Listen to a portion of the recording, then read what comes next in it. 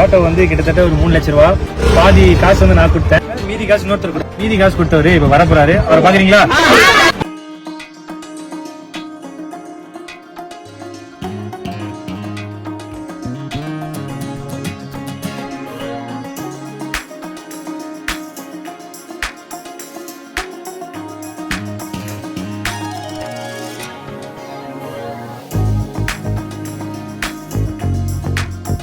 Auto வந்து கிட்டத்தட்ட ஒரு 3 லட்சம் ரூபா.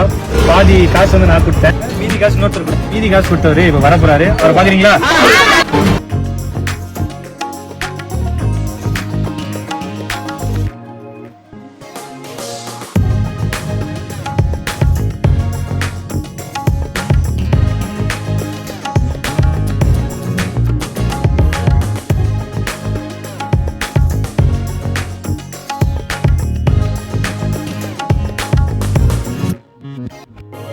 விஜய் டிவி பாலா ராகவா லாரன்ஸை தான் ரோல் மாடலாக எடுத்துக்கிட்டு கஷ்டப்படுற மக்களுக்கு நிறைய உதவிகளை செஞ்சுட்டு வராரு.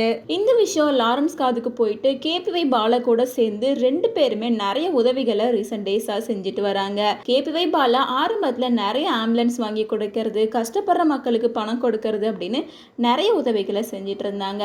சென்னையில் புயல் வந்தப்போ கூட வீட்டுக்கு 1000 ரூபாய் அப்படின்னு சொல்லி அவர்கிட்ட இருந்த காசை பலருக்கும் கொடுத்து உதவி பண்ணியிருந்தாரு. சென்னையை மட்டும் இல்லாமல் மற்ற டிஸ்ட்ரிக்ட்ல ஆம்புலன்ஸ் வசதி கூட இல்லாத கிராமத்துக்கெல்லாம் கூட ஆம்புலன்ஸ் வாங்கி கொடுத்திருக்காரு. ரீசெண்டா கூட பெட்ரோல் பங்க்ல வேலை செய்யற ஒரு பையன் வண்டி வாங்குறதுக்கு கூட நான் காசு இல்லாம இருக்கேன் அப்படின்னு சொல்லி ரொம்ப எமோஷனலா பேசியிருந்தாரு.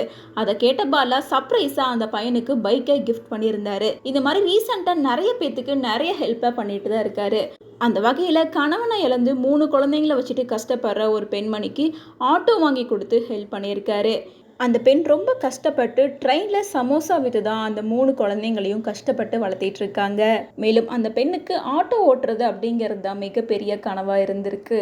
இந்த விஷயத்தை தெரிஞ்சுக்கிட்ட கேபிஒய் பாலா ஆட்டோ வாங்கி கொடுத்து ஹெல்ப் பண்ணியிருக்காரு. இதில் ராகவா லாரன்ஸும் கூட சேர்ந்திருக்காரு. 2 பேருமே பாதி பாதி காசு கொடுத்து அந்த பெண்ணுக்கு சர்ப்ரைஸாக ஆட்டோ வாங்கி கொடுத்துருக்காரு. அதை பார்த்து அந்த பொண்ணு ரொம்ப எமோஷ்னலாக அழுக ஆரம்பிச்சிருக்காங்க.